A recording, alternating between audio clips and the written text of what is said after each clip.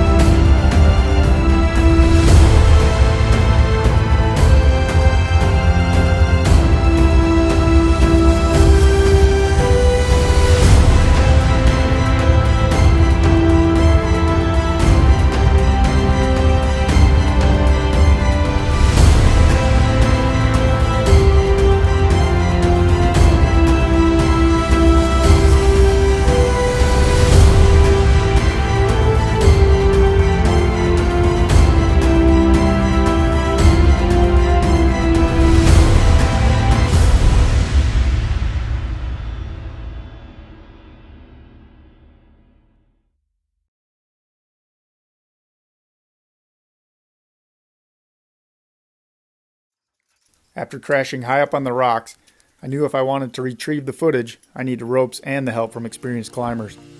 I called a local outdoor shop who got me in touch with the owner of a climbing school. He relayed my situation to an expert climber from Custer Search and Rescue who agreed to meet up on the trail the next morning. With the aid of a fellow climber, the GPS coordinates from the drone, and a series of climbs and rappels, they were able to locate and retrieve the broken equipment.